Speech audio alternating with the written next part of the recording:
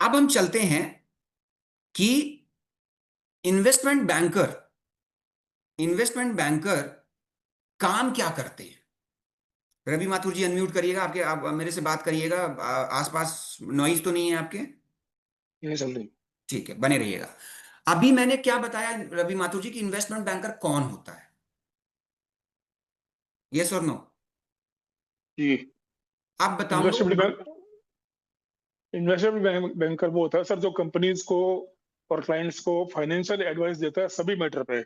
Very चाहे वो nice. Merger का मैटर हो, चाहे वो फंड रेजिंग का मैटर हो, चाहे वो उनका किसी भी तरह का प्रॉफिट बढ़ाने का मैटर हो, उन सब चीजों में जो उनको हेल्प करता है, सपोर्ट करता है, गाइड करता है, that is investment banker. Very nice. अब हम समझते हैं कि वो काम कैसे करता है। लेट्स सर एक अंडरस्टैंड। मिनट, मेरा एक क्वेश्चन ये मैंने डाला भी, सर आप देखा होगा सीए और इसमें दोनों में क्या अंतर हुआ सर? फिर सीए भी यही काम करता है, इन्वेस्टमेंट बैंकर भी यही काम कर रहा है, तो डिफरेंस क्या हुआ दोनों में? CA can be also investment banker. Okay. इसी तरीके के लोग इन्वेस्टमेंट बैंकर होते हैं। ठीक है। ठीक। सीए ठीक है sir. Can be a investment banker. ठीक है। Okay guys. सो कैपिटल, पैसा कैपिटल रेज करने में मदद करता है इन्वेस्टमेंट बैंकर। सो मान लीजिए उमंग जी, आप मेरे सीजीपी के क्लाइंट हो। आई एम अ बड़ा business, so I am investment banker, right? अब आप मेरे पास आए, आपने कहा कि सर मेरा अभी इतना बिजनेस चल रहा है, मुझे कुछ फंड चाहिए। क्या चाहिए? फंड चाहिए। तो मैं आपके बिजनेस मॉडल को लर्न करूंगा उमंग जी। क्या करूंगा? एज ए इन्वेस्टमेंट बैंकर, हाँ। एज ए बड़ा business, I am investment banker. मैं आपके बिजनेस मॉडल को लर्न करूंगा और फिर मैं तय करूंगा कि उमंग जी को फंड कैसे रेज करना चाहिए। दो तरीके से फंड रेज होते हैं, equity and debt. Equity and debt. तो मैं आपके पूरे बिजनेस मॉडल को लर्न करूंगा। जब कोई कंपनी अपने बिजनेस को एक्सपांड करने के लिए पैसा चाहती है और वो शेयर्स बेचकर उठाती है, इन्वेस्टमेंट बैंकर उस कंपनी को आईपीओ प्लान करता है। तो मुझे लगा उमंग जी को फंड रेज करना है, तो इक्विटी यानी शेयर, अपने शेयर बेचकर फंड रेज करना है। तो मैं उमंग जी को गाइड करूंगा कि अगर उमंग जी आपको फंड रेज करना है, आपके बिजनेस मॉडल को मैंने समझा, आप आईपीओ के थ्रू फंड फंड रेज करो। ठीक है। दूसरा, मैं अगर मुझे लगता है कि अभी उमंग जी आईपीओ के लिए रेडी नहीं है बट उनको फंड चाहिए, तो फिर मैं उनको सजेस्ट करूंगा कि सर आप डेट ले लो, आप लोन ले लो कहीं से। लोन लोगे तो ऑब्वियसली इंटरेस्ट देना पड़ेगा। इक्विटी जब आप देते हो तो इंटरेस्ट नहीं देना पड़ता। तो क्या इन्वेस्टमेंट बैंकर फंड रेज करने में मदद करता है, पर वो बिजनेस मॉडल को लर्न करेगा। फंड रेज करने की मेजरली दो बड़े तरीके होते हैं। या तो अपनी कंपनी की इक्विटी बेचकर फंड रेज कर लो, और या तो लोन ले लो, डेट ले लो, कर्जा ले लो। राइट? तो इन्वेस्टमेंट बैंकर, अब उमंग माथुर जी आप मेरे सीजीपी के क्लाइंट हो, मैंने आपके बिजनेस को लर्न किया और मैंने आपको बोला कि अगर आपको फंड चाहिए तो आप एक काम करो, आप लोन लो। अभी आप इक्विटी में मत जाओ, अभी आप आईपीओ मत लेके आओ उमंग जी, आप लोन करो। ठीक है। तो अब मैं आपको बताऊंगा कि कैसे लोन लेना है। यहीं पर बात नहीं बंद रुकेगी उमंग जी की लोन ले लो जाओ। अब मैं आपको बताऊंगा कैसे लोन लेना है और कितना लेना है। उमंग जी ये भी बताऊंगा, आपकी कंपनी को हेल्थ को देखकर, आपकी कंपनी के बिजनेस हेल्थ बिजनेस को पूरे समझते हुए आपको सजेस्ट करूंगा कि सर अभी आपकी कंपनी में आप 2 करोड़ का ही लोन लो। 10 करोड़ का ले लोगे तो आगे चल के आप गिरोगे औंधे मुंह। तो वो भी बताऊंगा, और कहां से लोन लेना है वो भी बताऊंगा, कैसे लोन लेना है वो भी बताऊंगा। क्लियर है? That is one. उदाहरण के तौर पर उदाहरण के तौर पर उमंग जी को फंड रेज करना था। मान लो उमंग जी चाहते हैं 1,000 करोड़ रेज करना। उमंग जी, मान लो आप 1,000 करोड़। हाँ हूं बोलना सर, थोड़ा सा रिसिप्रोकेट करो, हाँ हाँ बस बोलना, ठीक है। हाँ सर। हाँ ठीक है। 1,000 आप रेज करना चाहते हो। जी। इन्वेस्टमेंट बैंकर उमंग जी के फिनेंशियल देखेगा। क्या देखेगा? फिनेंशियल देखेगा, फाइनेंशियल। उनकी बुक्स देखेगा, और फिर डिसाइड करेगा कि आईपीओ लाना सही होगा या बॉन्ड इशू करना सही होगा। ठीक है। अगर आईपीओ बेस्ट ऑप्शन है तो बैंकर वैल्यूएशन करेगा, कंपनी की वैल्यूएशन करेगा, सेबी के लिए डॉक्यूमेंट्स फाइल करेगा, शेयर्स बेचने में मदद करेगा, कितनी वैल्यूएशन होनी चाहिए, कितने का शेयर आपको लेके आना चाहिए, उस पर मदद करेगा। क्लियर है? अब मर्जर एंड एक्विजिशन पे मदद करता है। मर्जर क्या होता है वो समझा देता हूं। जब दो कंपनीज आपस में मिलती हैं और दोनों मिलकर एक नई बड़ी कंपनी बनाती हैं, उसको मर्जर कहते हैं। जैसे अभी हाल फिलहाल, चलो आगे बताता हूं, पहले इसको मर्जर समझ लो। और एक्विजिशन क्या होता है? मर्जर यानी दो कंपनियां मिल जाती हैं, मिलके एक हो जाती हैं। वो हो गया मर्जर। एक्विजिशन हो गया, एक बड़ी कंपनी किसी छोटी कंपनी को खरीद लेती है, वो हो गया एक्विजिशन। एक्विजिशन का मतलब है अधिग्रहण, अधिग्रहण करना। मर्जर का मतलब है मिलना। एक्विजिशन का हिंदी मतलब है अधिग्रहण करना। इस पे भी मदद करता है।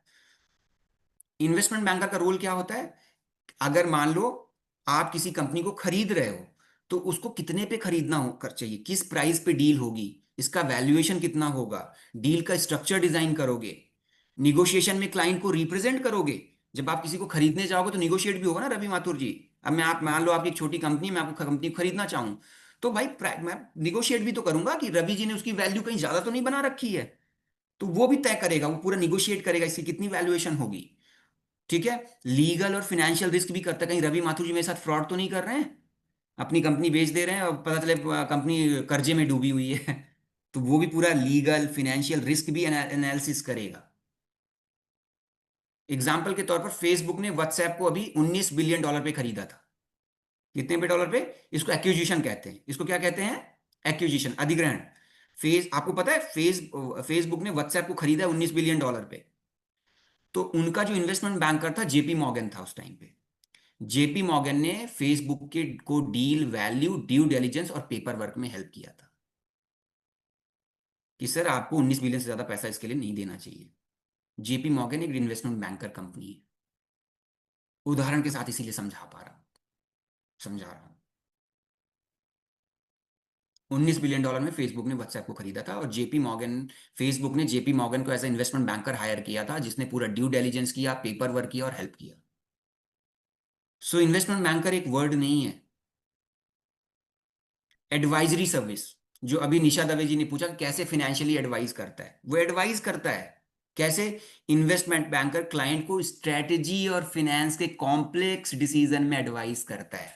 मैं उमंग मेहता जी के पास गया, मैं उनको स्ट्रेटजी भी सजेस्ट करूंगा, उमंग जी आपने तो गलत स्ट्रक्चर बना रखा है, सेल्स प्रोसेस पूरी गलत है आपकी, जी आपको इस तरीके से करना, स्ट्रेटजी बनाऊंगा, फाइनेंस के कॉम्प्लेक्स डिसीजन में एडवाइस करूंगा उनको, बैठ के फेस टू फेस। उमंग जी आप समझ में आया क्या डिफरेंस है एलएफपी और सीजीपी में? अब समझ में आ गया? जी सर। जी ये डिफरेंस है सर, ये सर डिफरेंस है एक्चुअली सर अभी। जी, क्योंकि पहले जो था ना, जो इसके पहले जो अभी आपने चेंजेस जो किए, उसके पहले था उसमें मतलब बहुत ज्यादा फर्क नहीं समझ में आ रहा था, क्योंकि अभी इतना आए, डेप्थ में नहीं समझाया गया था। अभी समझाएंगे ना सर, बस जी रुको सर। कुछ आप चलो, कुछ मैं चलूं, दोनों मिलके चलेंगे, अच्छा रिजल्ट लेके आएंगे सर। इन्वेस्टमेंट कर क्लाइंट को स्ट्रेटजी और फाइनेंस, और कहां पे बताएगा रवि माथुर जी? जूम कॉल में बताएगा, अनम्यूट करिए, जूम कॉल में बताएगा। नहीं निधि सर, जी फेस अनम्यूट टू करिए, फेस। कहां जूम कॉल में बताएगा? नहीं सर, फेस टू फेस। कहां जाके बताएगा? फेस टू फेस उनके वहां जाकर हेड ऑफिस में देखेगा सारा, कैसे चल रहा है वर्क, क्या हो रहा है, उसके हिसाब से बताएगा। और कराएगा भी, जी। बताएगा भी, कराएगा भी। Clear correct। है? बिजनेस रिस्ट्रक्चर कैसे करें, बिजनेस रिस्ट्रक्चर कैसे करें, उस पर एडवाइस करेगा। कौन से मार्केट में एक्सपांड करें। अब उमंग माथुर जी आ गए, बोले सर मुझे 10 करोड़ का बिजनेस करना है, 10 करोड़ का रेवेन्यू है मेरा, मुझे इसको 25 करोड़ पे जाना है। तो मैं लर्न करूंगा कि अगर ये नॉर्थ इंडिया में बिजनेस कर रहे हैं तो और कहां पे बढ़ा सकते हैं, और कहां पे बिजनेस कर सकते हैं, वो स्ट्रेटजी की मदद करने में मदद करूंगा। क्लियर है? ये सब मैं आप लोगों को दे दूंगा उसके पीडीएफ।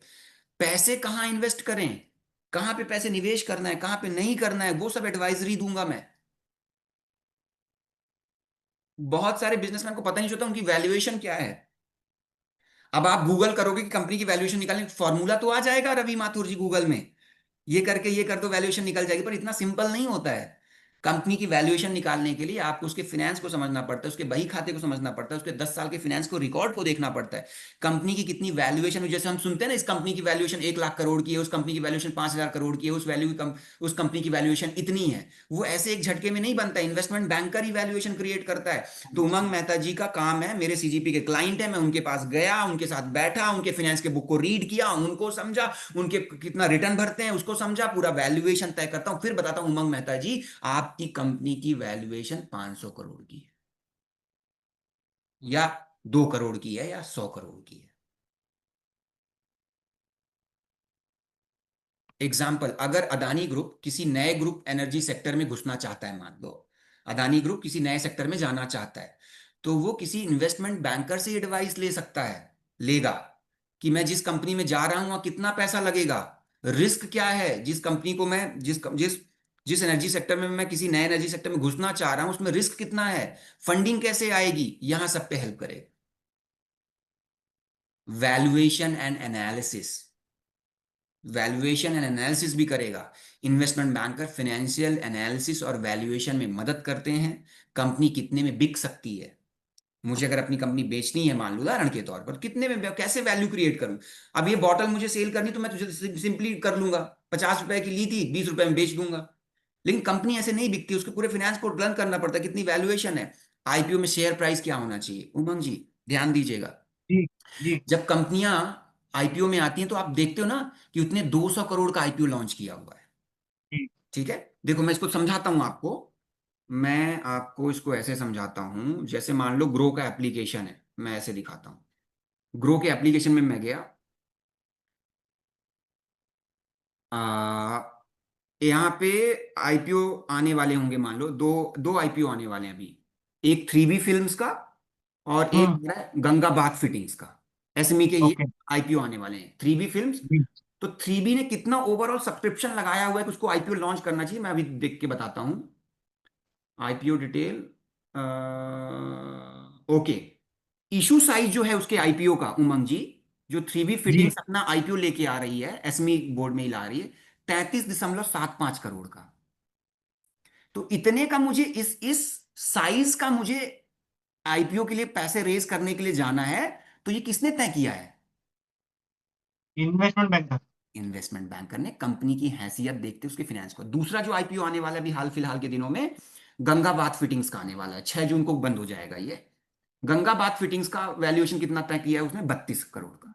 कितने करोड़ का, 32 करोड़। 32 32 करोड़ का, जिसमें से वो पर शेयर 46 रुपए की रेंज तय करी कि पर शेयर की मेरी कीमत रहेगी 46 रुपए की, और अगर आपको मेरा आईपीओ लेना है तो मिनिमम आपको निवेश करना पड़ेगा 1,38,000 में 3,000 शेयर दूंगा आईपीओ लेने के लिए, 1,38,000। ये सब किसने तय किया। सर, ये investment banker very nice, investment bank. IPO में शेयर प्राइस क्या होना चाहिए, कितने का आईपीओ का इशू साइज होना चाहिए, वो सब करता है। कंपनी की वैल्यूएशन क्या होगी, merger and acquisition fair value क्या है। क्लियर है my dear friends, show me your hand.